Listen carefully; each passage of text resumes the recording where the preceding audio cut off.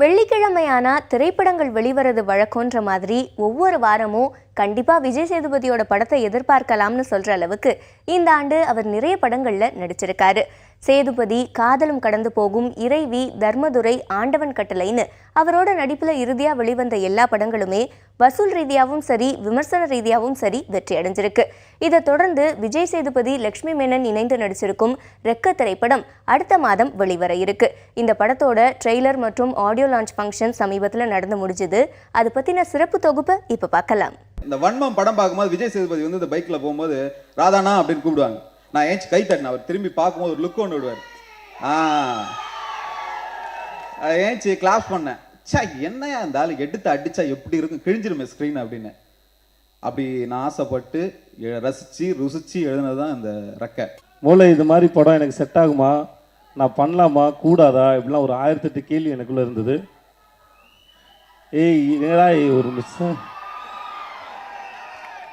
நானே அப்படின்னு ஒரு 1008 கேள்வி இருந்தது.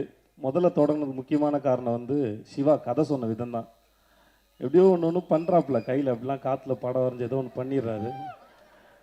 அது சிவா சொன்ன விதமும் அவர் கொடுத்த சவுண்டும் அந்த டயலாக் சென்ஸும் சரி அந்த படத்து மேலே ஒரு பெரிய அட்ராக்டிவ் கொடுத்தது.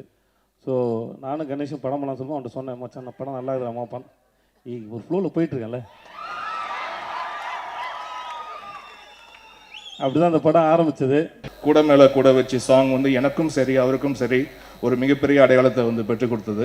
ஸோ அதோடைய பாசிட்டிவிட்டியை எடுத்துக்கொண்டு போய் இப்போ இந்த ரெக்கையில் ஒர்க் பண்ணியிருக்கோம். ஸோ விறுன்னு இந்த படத்தில் காதல் மட்டும் செய்யலை, விறு இந்த படத்தோடைய ஷூட்டிங் முடிச்சு கொடுத்துருக்காங்க. அவ்வளோ ஃபாஸ்ட்டாக நடந்துச்சு. ஃபஸ்ட்டு ஷெட்யூல் போனதுலேருந்து எப்போ ஆரம்பித்தாங்க எப்போ முடிச்சாங்கன்றது கூட தெரியல. அவ்வளோ ஃபாஸ்ட்டாக நடந்தது எல்லா விஷயங்களும். ப்ளஸ் நல்ல குவாலிட்டி ஒர்க்காகவும் பண்ணி கொடுத்துருக்காங்க. ஸோ எனக்கு இந்த படத்தில் கூட சேர்ந்து ஒர்க் பண்ண யுகபாரதி அவர்கள், ஏன்னா அவர் ஒரு நல்ல பிரதர் எனக்கு அப்படி தான் சொல்லணும். ஏன்னா என்னுடைய எல்லா வந்து ப்ராஜெக்ட்ஸ்லேயும் உட்காந்து ஸ்பாட் கம்போசிங் உட்காந்து ஒர்க் பண்ணும்போது அவ்வளோ ஃப்ரெண்ட்லியாக இருக்கும் அவர் கூட ஒர்க் பண்ணும்போது. ஸோ இந்த படத்தையும் 4 சாங்ஸ் எழுதியிருக்காரு. ரொம்ப அழகான பாடல்கள் எழுதியிருக்காரு. மாசான சாங்கும் இருக்குது. உங்களுக்கு ரிப்பீட்டட் லிஸ்னிங்கில் கேட்கக்கூடிய நல்ல மெல்லிசை பாடல்களும் இதில் இருக்குது. ஸோ அனைவருக்கும் பிடிக்கும் நான் நம்புகிறேன். இந்த பாடல்களை கேளுங்க. இந்த பாடல்களும் இந்த படங்களும் இந்த இந்த இந்த திரைப்படமும் மிகப்பெரிய வெற்றி அடையணும் நான் எல்லாம் உள்ள இறைவனை வேண்டிக்கிறேன். ஒவ்வொரு பாட்டும் ஏதாவது ஒரு ஹைலைட் இருக்கணும்னு நினச்சி பண்ணுறவர் இமான். அந்த வேர்ட்ஸ் எல்லாம் கேட்சியாக இருக்கணும்னு. அது ஏஆர் ரஹ்மான் ஆகட்டும், எனக்கு தெரிஞ்சு இப்போ இருக்கிற மியூசிக் டைரக்டர்ஸ் எல்லாம் அந்த ஓப்பனிங் பல்லவி வந்து டைரக்டர்ஸ் கிட்ட விடுறதில்ல. உங்களுடைய கதையை சொல்லுங்கள், உங்களுடைய சீனை சொல்லுங்கன்னு சொல்லிட்டு வாங்கிட்டு அந்த பல்லவி கேட்சியாக போய் ஆடியன்ஸை ரீச் பண்ணணும்னா எப்படி இருக்கணும், அந்த சுச்சுவேஷனுக்கு எப்படி அமையணும் அப்படிங்கிறத வந்து மியூசிக் டைரக்டர்ஸ் தான் இப்போ எல்லாம் எடுத்துக்கிறாங்க. அதில் மிக முக்கியமானவர் இமான். அதுக்காக வந்து யுகபாரதியை தொல்லை பண்ணி வாங்கியிருக்காரு.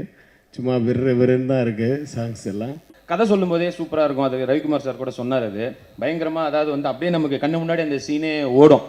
இப்போ வந்து லைக் ஒரு ஃபைட்டு அப்படின்னா ஃபுல்லாக அவரே வந்து அங்கேயே நின்று எல்லாம் பண்ணுவார். அப்படி சொல்லிட்டே இருப்பார். திடீர்னு போகிறாரு விஜய் சேதுபதி போகிறாரு அப்படின்ட்டு அது என்ன சார் அப்படின்னா ஆட்டோவில் போகிறாரு அப்படிம்பாரு. ஸோ அந்த லெவலுக்கு அப்படியே தத்ரூபமாக நடிச்சு காமிப்பார். நான் கதை சொல்லி முடிச்சோன்னே சொன்னேன், நல்ல வேலை இந்த படத்தில் ரேப் சீன் எதுவும் இல்லை,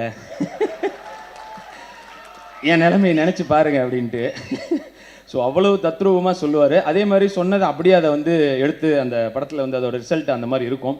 ஸோ இந்த படம் கண்டிப்பாக வந்து ஒரு ஆக்ஷன் படத்துக்கான ஒரு மைல்கல் அப்படின்ற மாதிரி சொல்லலாம். அந்த அளவுக்கு அருமையாக வந்து இதில் ஒர்க் அவுட் ஆகிருக்கு. ஸோ அவருக்கு முதல்ல இன்னும் ஆக்சுவலாக இது வந்து இன்னும் பல படிகளுக்கு போகிறதுக்கான முதல் படி அப்படின்னு சொல்லலாம் சிவாக்கு. இந்த படத்தில் எனக்கு ரொம்ப கஷ்டமாக இருந்தது அப்படின்னா நிறைய இடத்துல பஞ்சு டைலாக் பேசுறது தான். அதுக்கே ஒரு டைலாக் போட்டு காலி பண்ணாப்புல பஞ்சு நான். ஸோ சிவா அங்கேயே என்னை ஆஃப் பண்ணாப்புல. ஒரு ஆக்டரோட சென்ஸும் ஆக்டரை புரிஞ்சுக்கிட்டு ஒரு வேலையை சிவா பார்க்குறாப்புல. இன்னும் பெரிய இடத்துக்கு போகணும் சிவா. அதுக்கு என்னோட வாழ்த்துக்கள்.